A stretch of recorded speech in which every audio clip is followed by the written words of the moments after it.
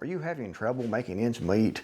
Are you having trouble having enough payday to go to the end of the month, end of the week? Are you having trouble paying your bills, paying your electricity bill, your utility bills, paying your mortgage, paying your car payment, keeping your phone active? Most Americans are. Most Americans right now are struggling, and they're in heavy, heavy debt. I saw a stat probably about a year ago, I think that it was, where that just in America, United States, people had over $1 trillion in credit card debt. $1 trillion in credit card debt. Put it on the card. That's not counting, your bank payments, your car payments, all your mortgages, all your loans, the furniture that you went in debt for at the local furniture outlet, where you pay payments for your couch, for your television. You can get everything now on the credit. You don't really own anything. Everything is debt, debt, debt, debt. And that's one of the main reasons that people are struggling, is because of the debt and the interest payments that we have to pay. They want us to be in debt constantly. Anytime I say they, someone always asks who they is. So what I'm talking about right now, the they are the bankers, the credit card companies, the lenders. They want to keep making money off the interest. So they don't want you to own anything. They want you to barely be able to stay above water, to be able to just barely pay that monthly payment, because they want to keep you in debt. They don't want you paying cash. Like for a house, if you could go and pay cash for a house, they'd lose thousands of dollars in interest. They don't want you to pay cash for a house. They want to keep you poor. They want to keep you down to that level where you have to be homeless, living in a box. You have to be paying rent, or you have to be paying payments, and then you can only pay that minimum payment. And when you pay that minimum payment and you have a mortgage, for example, on a house, you're going to pay tens of thousands of dollars depending on the price of your house, just to the bank's interest. And more than likely, you'll never get it paid off, because you have to go back and get it refinanced to get those payments a little bit lower, because you're having trouble making ends meet. You're still yet struggling. They want to keep us in debt constantly, because if you're in debt, you're pretty much a slave to the lenders. And you'll keep working. You'll keep going to your job every day. You'll keep slaving. You'll keep taking the boss's crap, the co-worker's crap. You'll keep getting up, even though you get up when you're sick and don't feel like going, you're tired, you're mistreated. You'll still get up and go because you have to, because you have a family. You have kids, you have a wife, you have a husband. You have a family unit that you have to support. And even if you don't, more than likely you're still in debt, because they want to keep it where you can actually afford to buy anything, and you can buy anything with debt. You're a slave to the system. And it's difficult to escape from. Most people never will, because it's pretty much impossible at this point to escape from that without taking drastic measures, really drastic measures, to get out of debt, to pay those debts off, to just drop those debts, to sell what you have, to pay off those loans or whatever, and stop going in debt. But they want to keep you on that cycle. You'll pay something off, but you'll go in debt for two more things. It's a never-ending cycle. It's a struggle. And that's one of the main reasons that people are struggling right now, is because everything is expensive, inflation and everything like that. But also, that debt, those interest payments, that's why every time that you get your check, it's already gone. As soon as you get it, you get the check, you cash it, or you put it in the bank, and you go different places, you pay all your different payments. You have nothing left. And if you do get something paid off, which most people usually never do, you'll go back in debt for something else, because they convinced you that you need more than what you actually need.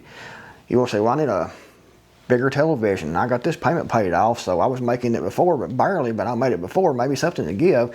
Maybe something will get, a little bit better, but we'll go in debt for this year and just hope for the best, because it's payments. It's easy monthly payments, but you keep in that hamster wheel. Then you have they, which is the government. The government wants you to be in debt. They want you to be struggling all the time.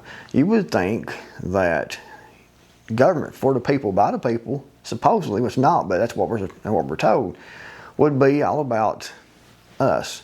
It would be all about us being prosperous, but it's not, because the same lenders, the same bankers, the same system owns the politicians is one thing. So they put forth policies and things to help out these banks, these corporations, and you get screwed as usual. The American people get screwed as usual. Proof. You may think I'm crazy, but you want proof that the government doesn't want you to prosper. They don't want you to be out of debt. Okay, proof. Here we go. COVID-19 and the stimulus checks that the government sent out. $600 I think one time and $1,200 the next time. And the people was like, yay, great. It was peanuts compared to what the actual stimulus actually amounted to. They gave us a few crumbs to keep everyone quiet, hush hush, because you were just happy to get whatever you could possibly get to try to keep afloat.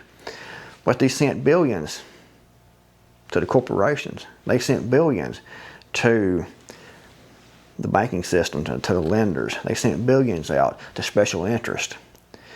And, you know, if they would have given that same amount of money, I forgot how many, I think like $6 billion, I think that it was. I mean, $6 trillion is what it was, I think. But I remember, correct me if I'm wrong in the comments below. I think the total stimulus was $6 trillion, $4 or $6 trillion. But they could have taken that money that they gave away anyway to the corporations and the banks and the lenders and all their special interests. They could have taken that and gave that to the American people, and the American people could have took that money and paid their debts off, paid those banks off, those institutions off, paid those loans off. So the money would have went to those same people anyway. A lot of it would have had when the people paid off their debts and their houses and their mortgages and their cars and things. But they didn't want that. They give us $600 and $1,200 and gave the massive amount of money to these corporations, these lenders and these banks, because they want to keep you poor. They want to keep you working. They want to keep you slaving. They want to keep you just barely making it, just enough where you don't revolt. Give them bread and circuses and they won't revolt. Held true then and it holds true now. You don't have time to revolt. You're not like these paid protesters that we've seen. You have to actually work. You have to actually have payments to pay, bills to pay, a family to keep up, responsibilities. So you're always working. You don't have time to revolt. You don't have time to actually do some research and figure out what's actually going on and to figure out how bad you're actually being screwed every single day by the system. Just like the federal government, if they cared about Americans, instead of giving, say, Argentina $20 to $60 billion, depends on who you talk to. It's at least 20 billion. I think actually it's around 40 billion. Some people say as high as 60 billion. But we'll go with, $20 billion right now. That's a lot of money that we're giving to Argentina. They're going to put that onto the national debt. That's why the national debt right now is going on $40 trillion. Not million, not billion, but trillion. We're getting close. I think we're at almost $39 trillion, and we'll pass that $40 trillion mark pretty quickly, in my opinion, of what they've been spending, putting what they spend on the national debt. And then we pay it back, usually through inflation. So they give our money away to make these other people's lives better, and we have to pay it back through inflation, which makes our lives more difficult here in the United States. Why wouldn't they take that 20 plus billion and invest it back into the United States, invest it back into the population, put it toward some things we need, put it toward bettering our lives, or just not spend it at all, just cut back on spending. But instead, they worry about sending money to Argentina. They worry about buying beef from Argentina and screwing our farmers over here, our cattle ranchers over here in the United States. So they don't care about us. They don't care about us at all. They want to keep us in debt. They want to keep us in poverty. They want to keep us struggling while they breaking all the money for themselves, all the wealth, all the property for themselves. And we get more and more poor, more and more destitute, more and more in misery, while they go up here and we go further down here. That's the whole plan. It's Klaus Schwab from the World Economic Forum. You can look it up. He was the chairman. He's not anymore. He was the chairman for years. He still has a lot to do with it, and his replacement is even worse than he is. But he said that you will own nothing and you'll be happy. You will be renting everything. If you need a knife, you have to rent that knife. You have to pay them. You won't own this knife, for example. You will be paying them payments for it. They will own it. And you see this with all the, things like everything now comes with an app. Refrigerators, your televisions, everything has an app and has connection to the internet. If you don't pay monthly payments on a lot of these things, it's getting worse and worse all the time, then they will cut you off, shut you down. You're actually renting that. Used to be you could buy it and it was yours, but now everything is in debt. Everything is credit. And they want to own everything and we own nothing. Sadly. Are there any solutions? That's the big question. They're trying to find solutions to this crisis that we're in, where you have the corporations, the banks, the lenders, the government all working against us to screw us over all the time, keep us in misery and in poverty all the time. The only thing we can do is to stop buying their shit, stop buying their crap. If you don't absolutely have to have it, don't buy it. If you can get by without it, get by without it. Every purchase that you make, especially if you have to go in debt for it, think about it. Think about it very, very diligently. Consider every angle, and if you can get by without it any way whatsoever at all, don't buy it. And especially don't go in debt for it. You don't need half the shit they tell you that you need. They will tell us we need everything. We have to keep up with the jobs. We have to spend, spend, spend. And that spend is always through debt. More debt. Work, work, work. Pay debt, pay bills, pay interest. Never get out of it. You're on a hamster wheel all the time, which is the trap they want us in.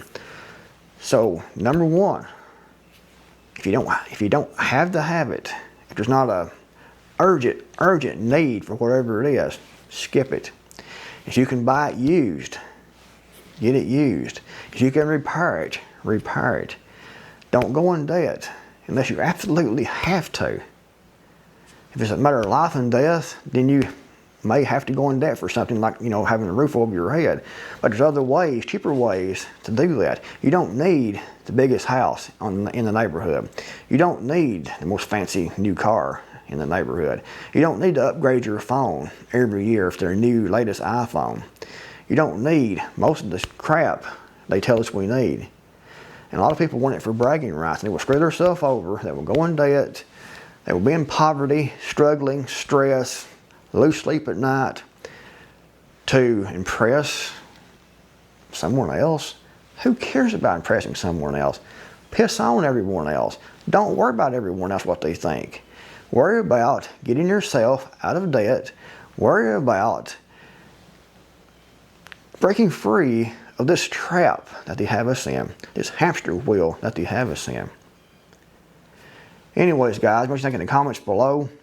And subscribe to the channel. Be sure to do that. Upload videos here, usually on Monday, Wednesday, and Friday on this channel. So subscribe and turn notifications on so you don't miss a new video.